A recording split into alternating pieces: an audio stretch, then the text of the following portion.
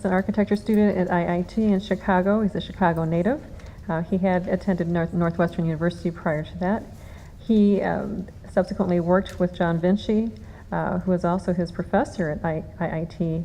They did a number of projects working to preserve buildings, particularly Sullivan buildings, and mounting museum exhibitions for about 20 years until 2007, right, or 2003, excuse me. He helped found the Preservation Chicago in 2000. I came to know Ward when we were working to develop the Sullivan Digital Collection in partnership with Roosevelt University. And as executive director of the Richard Nickel Committee, he gave permission for us to use those Richard Nickel vintage photos that John Salouche referenced earlier.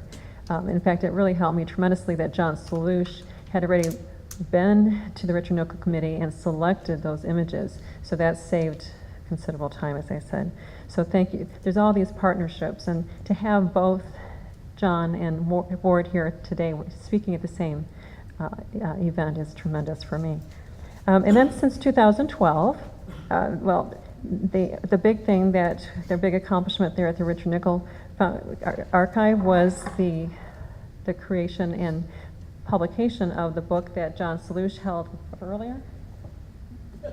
The complete architecture of Adler and Sullivan. It's absolutely beautiful. They used high quality paper. That's why it weighs 8.5 pounds.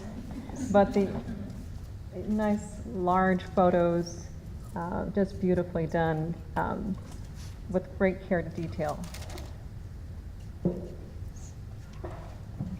I know the University Museum has been using that too to help in identifying some pieces of the ornaments that are in the collection. And then since 2012, Ward has been the executive director of Preservation Chicago. So please, warmly welcome Ward Miller.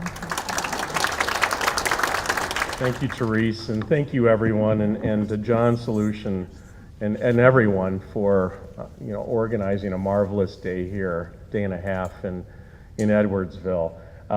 As mentioned, I'm Ward Miller. I'm executive director of an organization called Preservation Chicago. But my interest in Adler and Sullivan goes back almost embarrassingly to a really young age. And this is 1971, and this is the beginning of the protests to save the Stock Exchange building. I was 11 years old at this point in time, and I remember this battle and going to see this remarkable building by Adler and Sullivan, and realizing about that point that there was a little bit more to Chicago and its architecture than I had realized growing up downtown, and then having one parent move to Hyde Park really opened my eyes to the importance of Chicago on the world stage as far as its architecture. But this first image is of an early preservationist named Dev Roboli. We called him Dev. And I find this always a remarkable photo. It surfaced in the last 2 years. And it shows this marvelous stock exchange building and the arch of the stock exchange. And arches were very much of an interest and focus for Louis Sullivan. And you see them repeatedly, even if you're kind of unaware of it. And you see it here, not only in the arch of the entry, but also at the third floor in those continuing semicircular arches that grace and wrap the third floor of the entire stock exchange building. But this is one of those great posters or great images, because you're seeing an early poster to save the stock exchange building, and on the bones of the stock exchange was formed Landmarks Preservation Council, later Landmarks Preservation Council of Illinois, now known as Landmarks Illinois, one of our sister organizations, and they were based in the Glessner House. If you look up here, it says 1800 South Prairie Avenue, and that was a recent battle at this particular time and place that Richard Nickel and others were instrumental in saving H.H. Richardson's great masterpiece on Prairie Avenue as a house museum, but also as a small office building for the American Institute of Architects Chicago chapter and this newfound organization, Landmarks Illinois, which was enabled and founded to save other treasures. So this really does have a triple meaning for us between Dev, the photograph or the poster, and the reflection of the arch on the arch in front of the building. So really remarkable. You've seen a lot today, and I'm trying not to repeat myself or repeat other comments, but this was the Garrick Building. And the reason I wanted to focus on the Garrick Building, and we'll go back and forth a little bit in time, but so much of the collection here at SIUE is related to the Garrick and capturing Nichols' ornamental salvage along with Vinci and David Norris. And of course, along with the early houses that surround us, but this was Adler and Sullivan's tallest building at 17 stories, and it was a remarkable building. And just to sort of step out, you know, so many people are focused on the facade and this sort of height. And by the way, you notice the arches at the ground floor, and then these big volumes come up and create this sort of arched top, and then above that is another loggia arcade where the arch continues again. But the building was more than just this, and it extended back here, and then this is the theater loft space. So what you have is a multi-purpose building, much like the auditorium building of 10 years earlier, where you have a theater that you enter from here and walk through the base of the building to the theater about midsection, the fly space back here, but you're also supporting it with all these offices. And Frank Lloyd Wright had an early office at the top of the Garrick Building, which was ironically built as the Schiller Theater and Schiller Building. And it was originally conceived as an opera house. The German opera house named the Schiller. Later on, for a number of years, it was called the Dearborn Theater, and then eventually in 1902, renamed the Garrick, and the building took on its name, the Garrick. What's really interesting in this photo is you're also seeing another Adler and Sullivan commission. This is the Borden block of a few years earlier than the Garrick Building, and Adler and Sullivan's first offices were at the top of the Borden block. And it was a really remarkable building. But what's really interesting to see is what happened to this building over time. And at the far right, you're seeing the Garrick Building in its final years. And you can see this sort of collage of remodelings, neon signs, the soot-covered buildings. And at street level, walking by, you may have had a different experience than you would have had in 1890 when it opened as the Schiller Building. And I think it's really important to remember this was an age, as John had mentioned, where buildings became blackened, if you will, with soot. So, you know, you're really looking at a building that's sort of changed in color and character with this remodeled facade, these various marquees that weren't necessarily authentic or original or even proportioned correctly to the building. And what happened is over time, these blackened buildings became a term that was often used in some of the hearings. They were obsolete. They were thought to be obsolete. And this was in an era before we thought about restoring buildings.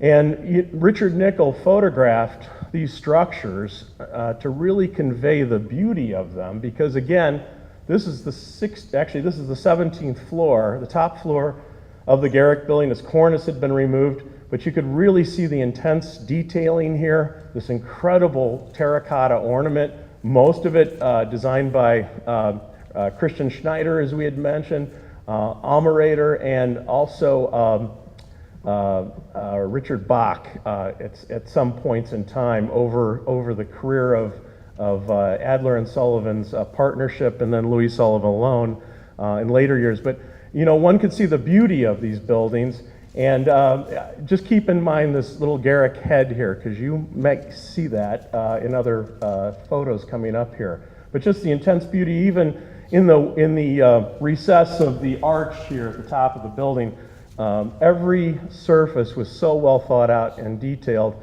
and really harmonized. And these were German playwrights that were featured on the base of the building. So these are really, it really does speak to art and music and architecture really flowing together. And again, this image shows that sort of soaring quality of the Garrick building, really a remarkable structure, and of course, as you know, replaced by a high-rise. So here is Richard Nickel and a group of people that were known as the Chicago Heritage Committee protesting a building. And you can see in the background here a bus station and the old Sherman House Hotel, now also long gone, really a legendary jazzy hotel from the early days of Chicago, which rethought itself numerous times. But I point out the bus station because this was considered a great improvement to bring the Greyhound and Trailways buses onto Randolph Street, which was Chicago's Rialto. And it really upset the character of the street and later became quite a sort of a damaging feature, if you will, on the street, even if the buses were accessed through underground tunnels and whatnot. But the reason I point out the Greyhound station is that was the site of one of Burnham and Root's projects. That was the Ashland block. And it was kind of a slow deterioration of this block. The Ashland block was torn down in 1949 and exposed a sort of rough side of the Garrick, if you will, where the two buildings came together. And I always felt like that was really the beginning of this this tragedy. And some panels from the Garrick as well. The seed pod that you'll see in later photos, that's also on the wall here. And then this beautiful running design that was on the 10th floor that's actually posted on the balcony here and restored. But here are all the different levels of ornament coming together where the proscenium meets the balcony.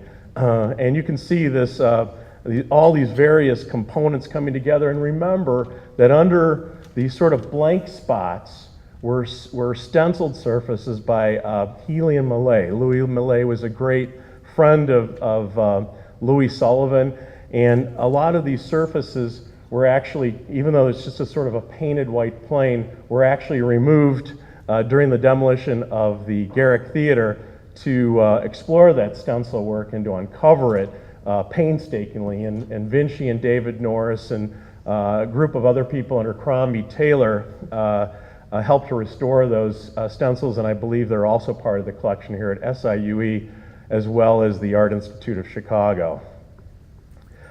And then a photograph that actually probably impacted me more than I'd ever want to care to admit.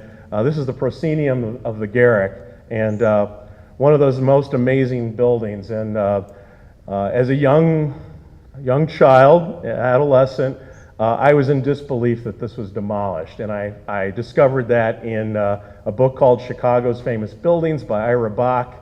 And I was in disbelief that it was torn down in 1961, the year I was born. And I had my father actually take me to the site, and there was the Garrick coffee shop inside the Garrick garage, which was, of course, the replacement building with a little bit of Garrick or Sullivan design in its concrete screen, but really a really horrible idea and a horrible little building that should have never been built, and this, of course, should have stood. But you really get the idea of the architecture and the ornament. And I just wanted to point out that the star pod you see on the high wall was actually the undersurface of these arches. So each surface had this incredible star pod, and then each one of these steps was a different design. I believe there were 10 of them.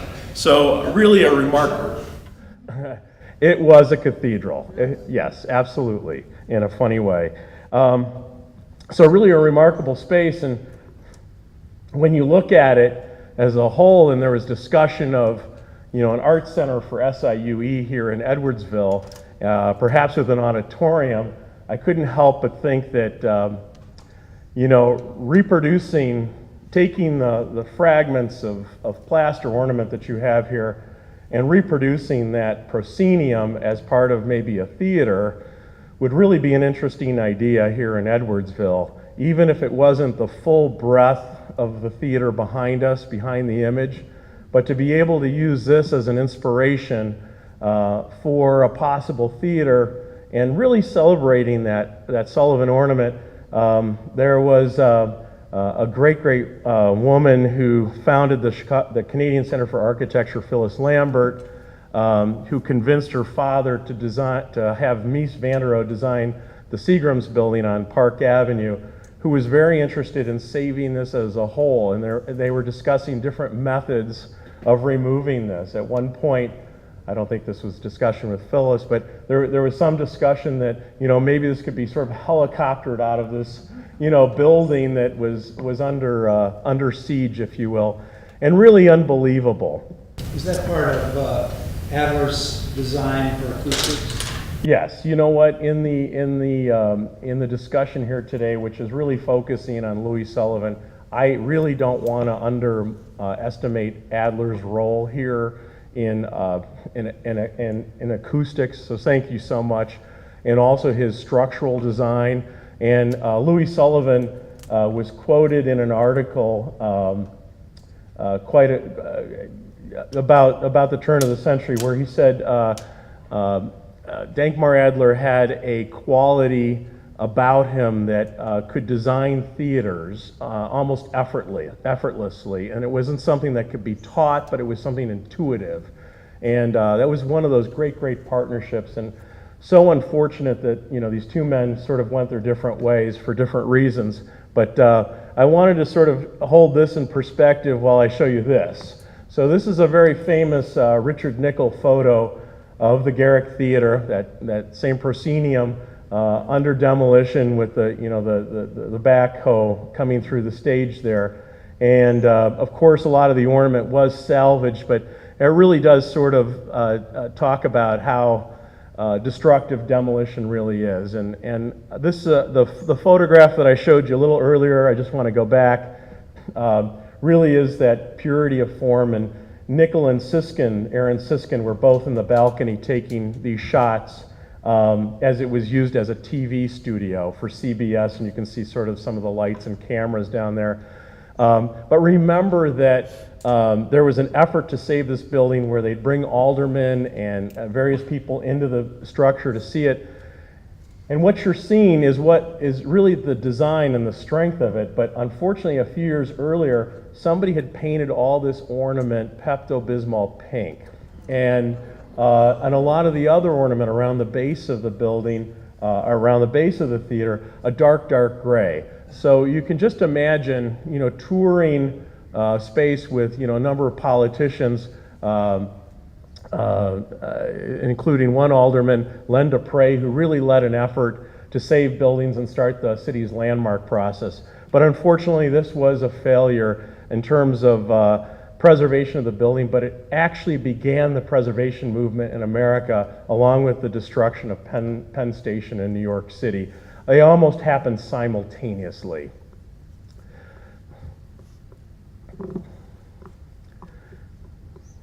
And then I wanted to show some images of, you know, you hear about removal of panels and plaster panels, but you don't quite understand how hard that is until you're up on a scaffolding several stories in the air. This is John Vinci stacking panels from the Garrick Theater on a truck just outside the building.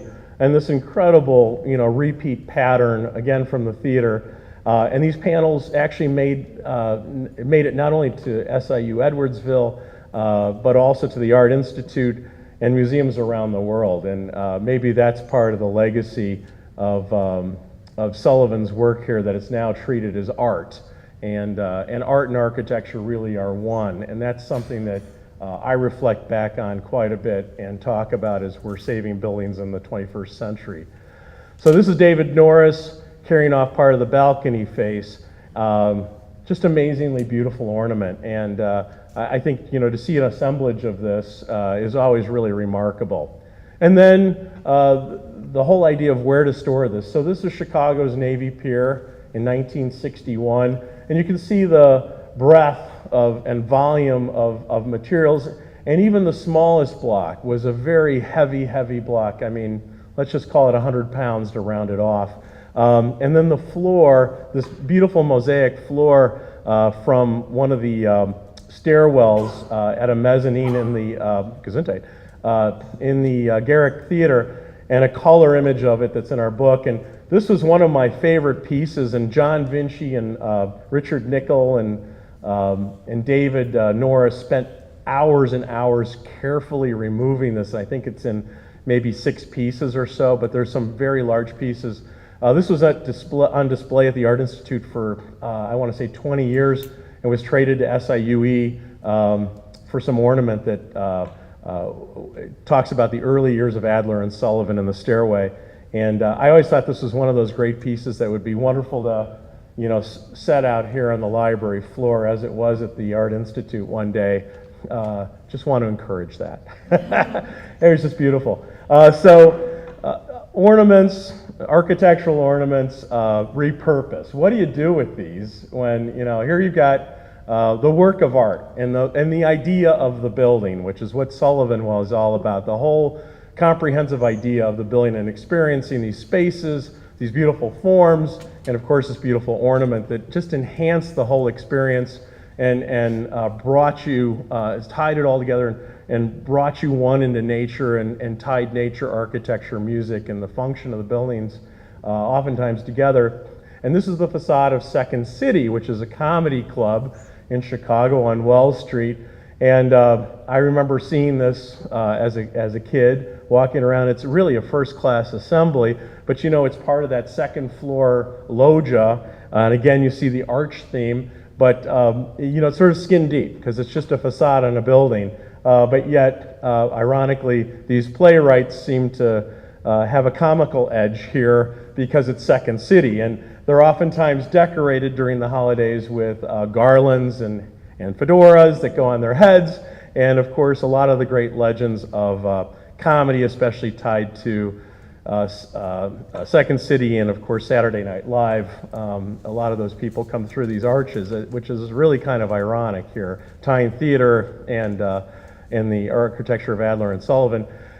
And then a lot of these Garrick heads were sold, and they became part of artistic walls. And I remember growing up in my neighborhood, seeing these forms in the wall and asking people what this was all about. And the response was always, and now we've got the sanitized response, but the response was, Mayor Daley didn't like that building, and he didn't want his new Civic Center, or Daley Center, to look out on it. And there may be some evidence to that, and tore down this building, but people started seeing the beauty of these structures, and really a lot through Nichols' photos, which were even posted on the barricade of the building as it was being demolished. So people could experience the theater in black and white with just the Sullivan expressions and ornaments. But to see these embedded in walls, and these are still, one's on Dearborn and one's on Lincoln Avenue, it's still kind of amazing. As you can see on the right, the city has grown up around it, and kind of fascinating that they still exist. And then some pieces on the wall, like the Stern residence, the one in the triangular form in the middle from the very top of the Stern residence, and Richard Nickel with some of his sheet metal ornament in the driveway. Now, remember, it's one thing when you had a carved piece of stone, but we're talking about saving sheet metal, and that was kind of considered a disposable thing, but yet it had this amazing ornament, and it does tell the story of Louis Sullivan as some of these terracotta and stone carved blocks behind us do, and of course the plaster ornament. But you have to remember, in this day and age, it was a different time, and I don't think people saw that incredible beauty in these fragments of lost buildings. I'll take questions at the end if that's all right. And then here we are in the 1960s with the student lounge here. I love this photo. These are the guys sleeping, I think somebody mentioned earlier, sleeping in their chairs, studying hard, and this incredible installation by Jack Randall and John Solution and others coming together here and really making a great collage, if you will, of fragments. And of course, integrating a photo of the Wainwright by Richard Nickel into the collage here gives you some sense of what the ornament was all about. even if most of these were from, a lot of the ones at the top may have been from residential, actually residential and commercial commissions. It gives you some idea of where it might relate to a building. And then a picture of Richard and his fiancee Carol Sutter. And we've seen this so many times today, but when I was going through the archive and a little bit more about the archive later, I couldn't help but notice that the date on the side was April 72, and he died April 13th, 1972. And here's an image when you used to have to take a photograph and have it developed. And I think of this as perhaps one of the last images of him prior to entering the stock exchange on that fateful day, and being happy, and ironically being in Park Ridge in front of his parents' house, and really enjoying it. So going backwards in time, the first commission of Adler and Sullivan, the auditorium building, and this was a hotel from the front Michigan Avenue side with the hotel entrance on Michigan Avenue. It was an office building, which the tower suggests, and one of the tall buildings of Chicago. And Adler and Sullivan's offices were 2 floors, 16 and 17, later reduced down to 1 floor. And the backside, an office building as well, with an entry on Wabash, and retail along the first floor on Congress and around the corner. But most importantly, a 4,500 seat theater or opera house in the middle of all this. And the whole idea was all of this would support these incredible programs in the theater that happened inside. And this was really, as was talked about, a democratic experience. And this was the rival of the world. And I can't emphasize this enough. This was the rival of New York. This was the rival of Paris. This was everything all-encompassing. And other cities wanted them and hired Adler and Sullivan to design similar types of buildings. There's some evidence that Buffalo, the Guarantee building in Buffalo, was going to have such a performance space perhaps attached to it. In Pueblo, Colorado, there was one of these on a smaller scale, of course, that burned, and others that were suggested. One for Seattle that was never heard about. This was a time of panics when there were good times, and the next year you'd find yourself in a depression, if you will, an economic depression. So a really remarkable building that really tied the arts together and really made South Michigan Avenue sort of a cultural row with the Fine Arts Building next to it, formerly the Studebaker showroom, and the Early Art Institute building, which later moved across the street. And then let's not forget that even the auditorium theater had its dark moments, if you will, between World War II and its restoration in 1967. It was mothballed for many years. And this just shows you a little idea of what was involved with peeling paint. John Zerkowski's got an image of this with a dead pigeon or two, that skeleton that's found on one of these lofty perches. But the whole idea of restoring the theater and bringing it back, and B. Spatchner and her efforts were pretty amazing. And here's John Vinci, a young John Vinci, looking for stencils on the auditorium theater proscenium walls, and a little diagram of how the theater all worked. And then there was another space up above the recital hall, now known as Gons Hall, in the sort of repurposing of the building as Roosevelt University. But just showing you the different layers and how you could take a shutter and close off the top layers of this building. It had air conditioning. They blew fans on ice blocks, and this movable stage, so you could create sort of if you wanted to, a rocky sea, you could do that with all these hydraulic pumps and whatnot. So really a building that was state-of-the-art technology, and a beautiful theater. So here it is prior to its 1967 opening. And these incredible arches, an incredible acoustical space where you can actually whisper from the stage and hear it in the high balconies, or stand on one edge of the proscenium and hear the whisper across. So be careful what you say when you're at the auditorium theater.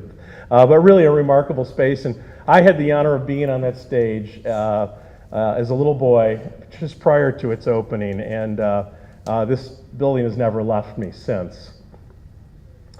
And then we go back to the stock exchange, and here it is, just before it was open to the public, and a remarkable building, and a tragedy that we lost two of these, because the Garrick should have been the lesson in 1960 and 61, and there were so many efforts to save that this was almost as unbelievable, and I think people were already shocked. But again, a remarkable building in these black and white photos, but obviously soot covered, and a 13-story building on a high-profile street in Chicago. This is LaSalle Street, which is our Wall Street, and this idea of reaching higher to the sky. The early skyscrapers of Chicago, while they were recognized by scholars and architects, weren't necessarily understood by the general public.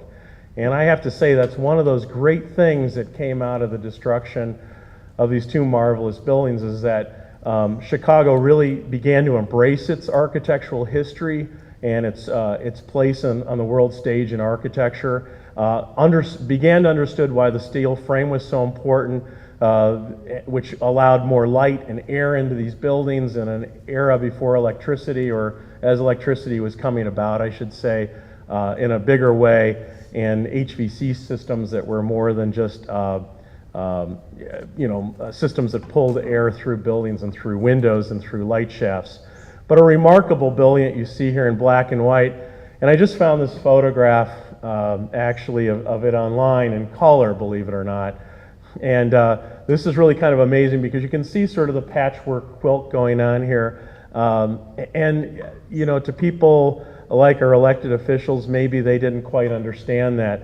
Yet the idea that the Metropolitan Museum of Art, who wanted the first 3 floors, that arcade and the arch, didn't dissuade them from demolishing the building. And Chicago still has the entry arch, but wouldn't it have been amazing to save more, or not to have even considered demolition of the building?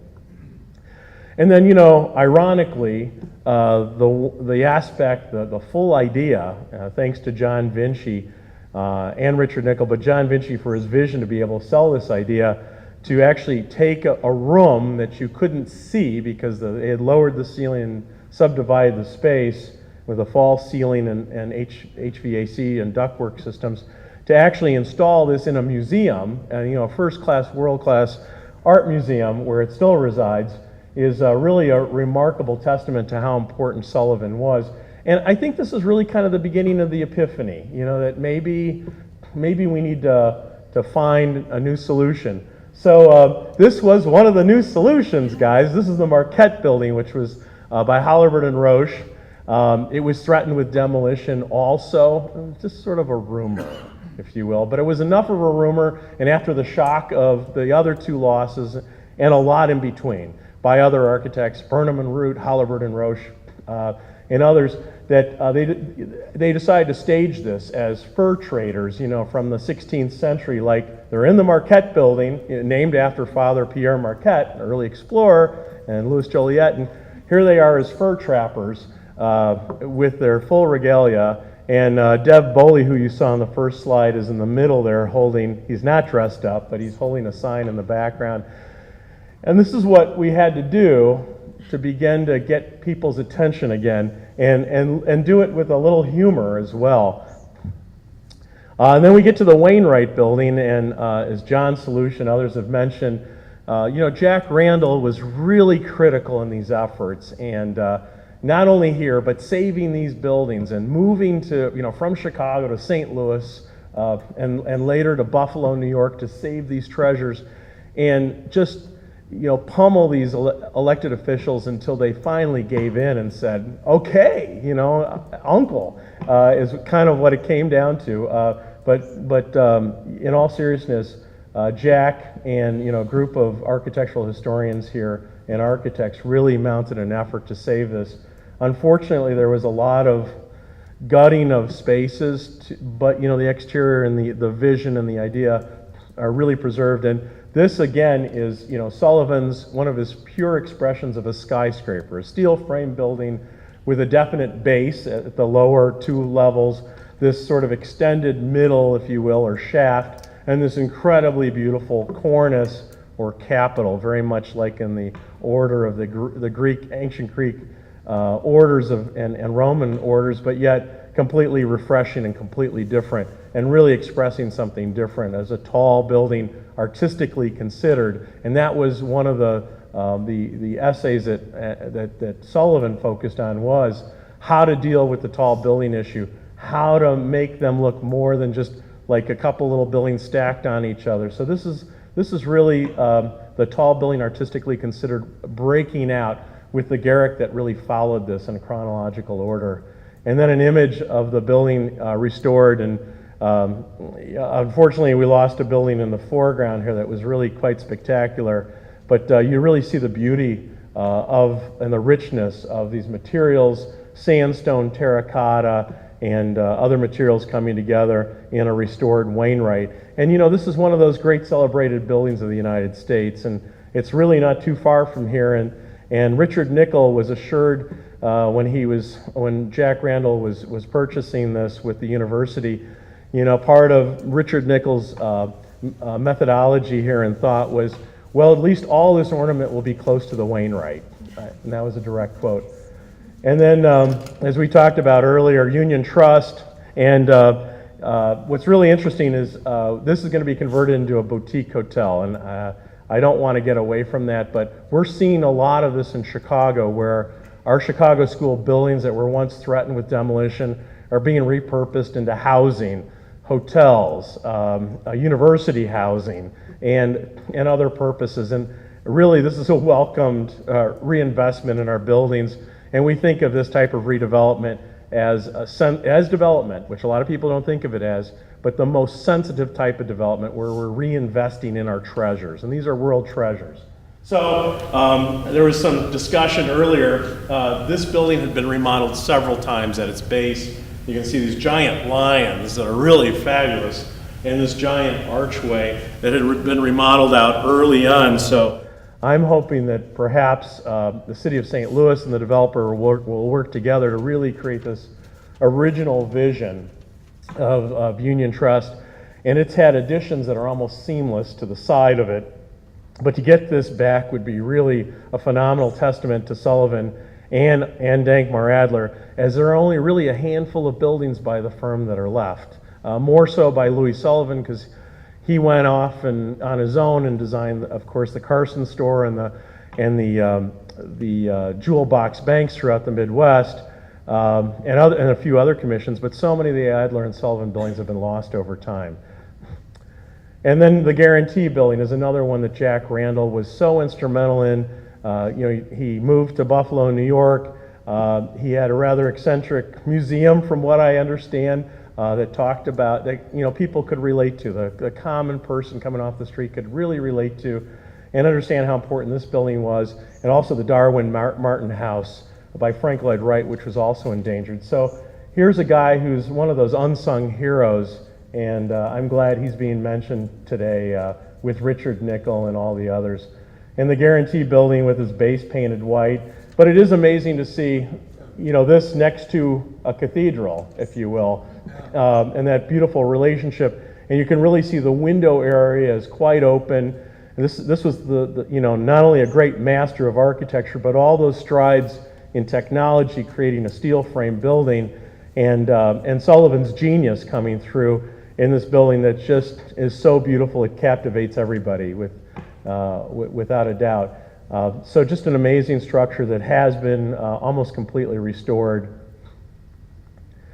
and a picture of its base now, restored and cleaned. And then the Carson Pirie Scott Building here on State Street. This was an early restoration by John Vinci and his office of John Vinci, to restore the cast iron that had been painted black. Some of the windows at the rotunda had been painted out, ceiling lowered, Formica surfaces replacing mahogany surfaces in the late 50s, early 60s. But you really do see the expression of the tall building here, and the stretching and plasticity of materials, where you feel that the cast iron ornament, as well as that grid of white terracotta, couldn't be stretched or extended anymore before it snapped. You almost feel like you're at that point where it's about to break, if you will. And of course, this was all about retailing, and this was built for the Schlesinger and Mayer firm, which had numerous commissions by Adler and Sullivan. Sullivan came back after the partnership broke up and designed this remarkable building. It's one of my favorites, along with the auditorium, and it's been restored again. And it just sings. It's one of those buildings that everybody loves. It's no longer Carson, Pirie, Scott and Company, but what's remarkable is that, well, not so remarkable, there is a Target store on the lower 2 floors, but it still functions as one space.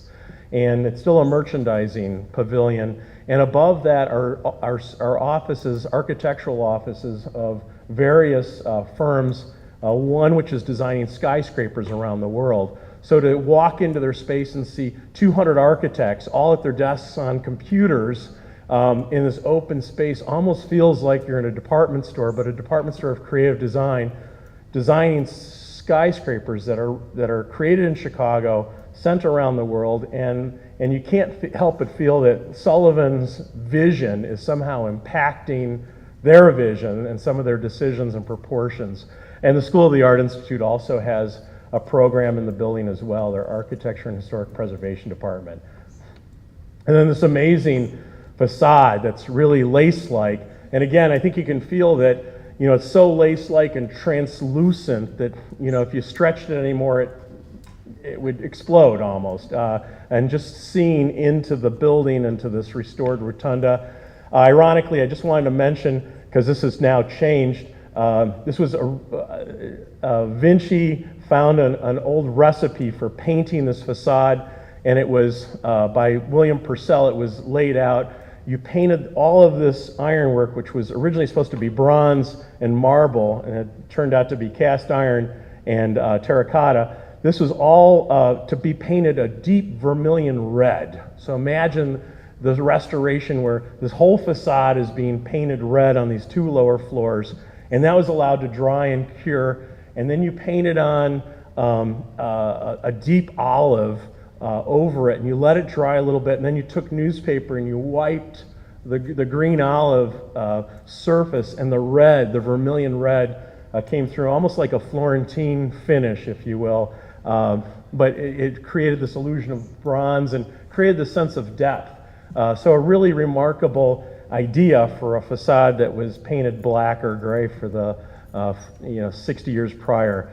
And then just a little image of it, as you can see, the window was painted over, but a beautiful piece of ornament from that corner facade. And I put this in because this is hung in the Landmarks Commission offices in Chicago for 60 years now, and I feel like it's almost guarding the front door and the front gate.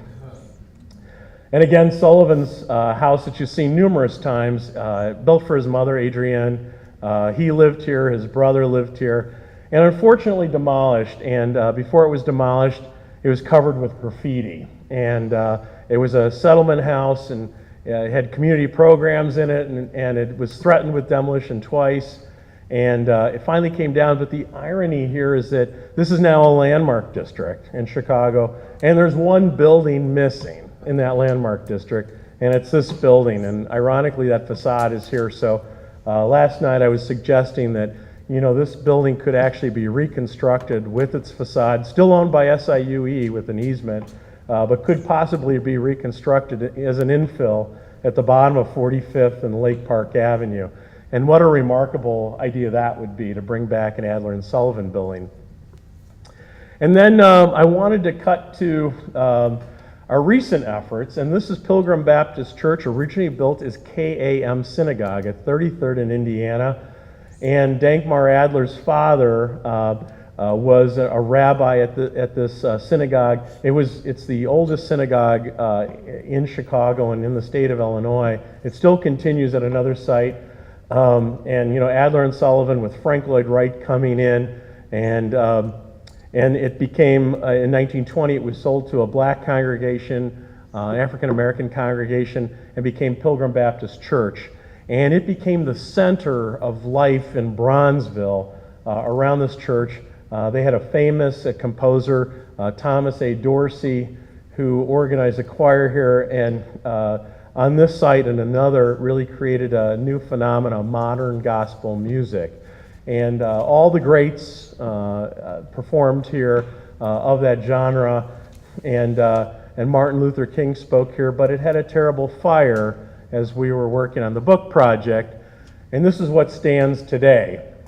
And one of our challenges is, how do you save a building that's a designated Chicago landmark by one of America and perhaps one of the world's great architects and architectural teams, Adler and Sullivan, and how do you repurpose this to the congregation no longer has the resources to go forward with the renovation or restoration of the building. And at one point, they had a huge idea for a gospel music center, which would have been fabulous, but it was multi-buildings. And just to restore this one is upwards of $50 million, perhaps $70 million. But this is the things that we now face at Preservation Chicago. The entire building's actually been wrapped with scaffolding, and the sidewalk's been blocked. And it's been 11 years now since the fire, and people want to know what's going on. And we've even suggested and reached out to the city and the Park District to create an open amphitheater idea where the walls could be preserved. This would be the $2 million idea versus the $70 million idea, where these walls could be preserved. You could still have gates, on the windows, and you could open the gates, and to the south is a lot of green space, and we thought it could be a pastoral park to the south with public concerts, sort of an amphitheater, a pavilion, even if it didn't have a formal roof, and with the idea that it could always be restored in the future if that was ever desired. So, this is a tug of war going back and forth between the parish, the community, and politicians and us. And of course, we want to see good outcomes for these buildings. Then, after decades, we finished this book, The Complete Architecture of Adler and Sullivan. And this was begun by Nickel as part of that Institute of Design project in the early 1950s. And this exhibit with Aaron Siskind and Nickel and Len Gittleman and others from the Institute of Design traveled around the country. And there were various institutions that wanted these photographs. And of course, this was before the demolition of the Garrick and the Stock Exchange. So we took Richard Nickel's mock-up, which was really more focused on, with Aaron Siskind's principle of a really beautiful book that was graphically interesting and beautiful. And we rethought it with a lot of the original photos, but really keeping the whole idea of all the frames, not really doing a lot of cropping. And so we have a book with a lot of different photographs. There's 5 or 6 chapters about the firm and their work, as you can see, followed by these big photographs because, a great percentage, upwards of 95% of these buildings have been lost. And just when you think you're done, at the end of the book is 114 pages of a catalog raisonné. So 256 projects of the Adler and Sullivan firm with original photographs, drawings, an essay on every building, its site, its various names, its cost of construction, its dollar amount, and original reference resources where one could go. And just this 114 pages at the back of the book was originally a stack of paper about 2 feet high. So we completed this in 2010, and I have to say, at the last minute, we decided we would self-publish, and we raised an additional $200,000 to put this book together. And it was remarkable. Just being on the press, we required being there for 15-hour days for 11 days to print this book. So it was really a labor of love with myself and John Vinci and Bruce Baker, who designed the book with the spirit of Siskind and Nickel. Bruce was amazing, and especially when it came to the catalog raisonné. And and our editor Christine Newman, who worked for Chicago Magazine for many years, met me every Monday for 8 hours to 10 hours a day with corrections. So you can imagine 8.5 pounds of material that was, like this when we sent it to the publisher, and just remarkable. And I want to tell you, John Vinci and I finished the book. It took about 7 years in total, about 3 or 4 to organize the archive. We organized it with Richard Seidel, a professional archivist that worked at the University of Illinois, archives in the Newberry and also the Episcopal Diocese of Chicago. And it was a team effort. This was originally supposed to be out in 1958. Richard Nickel was consumed with the research. He was intimidated by the research. And even in 2008, 2009, 2010, I have to tell you, being in the office was really, till all hours, you felt like Richard Nickel was almost looking over your shoulder. Remarkable project, and perhaps the greatest part is that all of these photographs, 15,000 photos, all of our research went to the Art Institute of Chicago. Nathaniel Parks is here today. I couldn't ask for a better team. Nathaniel, Mary Williver, and Jack, who headed the Burnham and Ryerson libraries, now have this collection there. It's in a first-class art museum. And that's really remarkable, with several thousand images online. And if anybody's interested, please talk to Nathaniel here, and full access. I just wanted to talk about really some of our preservation projects beyond Louis Sullivan. So row houses in Hyde Park, demolished for a parking lot. Abandoned churches. This is a former Christian Science church by S.S. Beeman, who designed a town of Pullman, and trying to find a user for this, even in a landmark district, and the challenges of that. This is another Christian Science church around the corner from the University of Chicago. St. Stephen's, originally the 10th Church of Christ Scientists, has been empty for 3 decades, I think, with this really remarkable interior. So even when you have, the neighborhood on your side, you have to be able to creatively rethink these ideas. St. Gelasius, originally built as St. Clara, now called the Shrine of Christ the King, by Henry Schlacks, who worked for Adler and Sullivan, ironically. We saved 3 of them this last year. This one we saved 2, maybe 3 times. It had terrible fire 2 Octobers ago. The roof burned off. The Archdiocese of Chicago, its owner, and the City of Chicago just made a determination, though, even though it's a landmark, they can't leave a building in this condition, fire damage, and requested a demolition permit. We were able to intervene on both behalves, and we're grateful to the city, and we're even more grateful to the Archdiocese of Chicago, to bring about a community that's there, the Shrine of Christ the King, which is a Latin services that are held here. And here you see it with the roof burned off, actually choral, a choir singing out along with hundreds of people outside the church, and yet inside is this Christmas tree and the snow-covered floor. It's going to be restored, I want you to know. St. Adelbert's here in Pilsen, also by Henry Schlacks, is going to be turned into a Viennese concert hall and a school of music. So we're really trying to take these albatrosses off from around the necks of these landowners, and we're grateful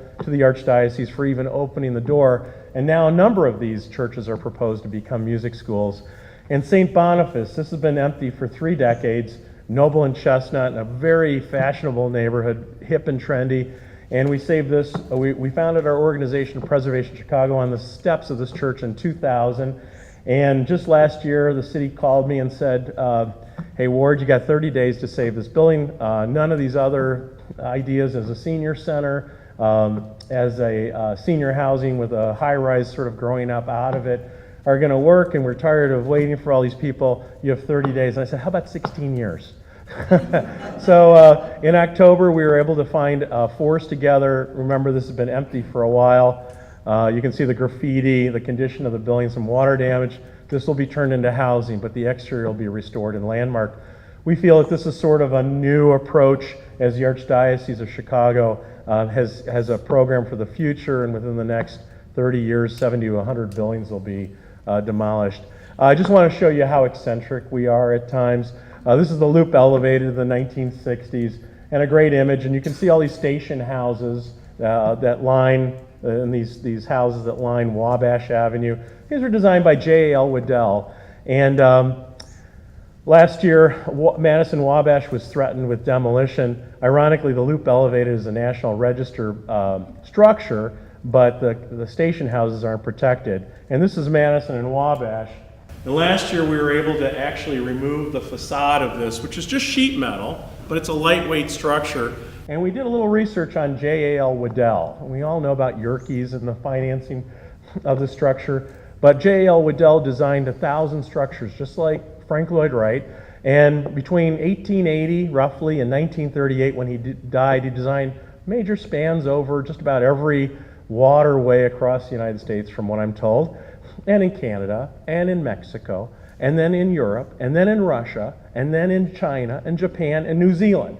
And we have this amazing track structure, which is basically a bridge for transportation that circles the loop. And there's a really interesting story here. And these station houses were designed for every leg of the loop, and each leg, each street had a different design, even though they were in this, and they were lightweight structures, wood and sheet metal, just like some of these ornaments up here, they're sheet metal, and painted to look like they were stone, but really lightweight structures. The emphasis was placed on the trains and moving people. I want to report that we've been able to save that facade with the city. We've got it at the Rebuilding Exchange on view.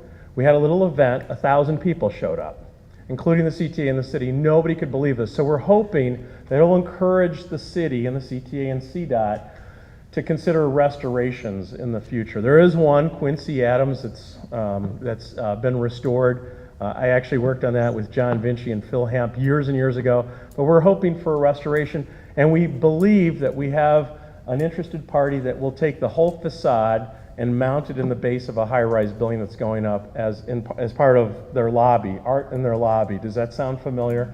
So anyway, thank you for sharing the day with me, and I'm waxing on a little bit, but I wanted to just show you some of the important projects. In addition to landmark districts that we're proposing, we work with communities because we believe that historic preservation is an amazing tool towards growing healthy communities. It's the beginning of plans that we feel can grow healthy communities throughout Chicago. And we're actually getting a lot of community organizations that like to back us on these ideas. And now, when there's a big project going up in a historic building that's involved in the equation, oftentimes they'll come to us and our sister organizations first. So that's really great strides from the efforts gone before. And even the cab drivers in Chicago, and I'm not picking on cab drivers, can tell you that Chicago's a great city of architecture, and they can even show you some of the buildings. That wasn't the case before the Garrick and the Stock Exchange. So maybe we've learned our lessons, hopefully so. Thank you.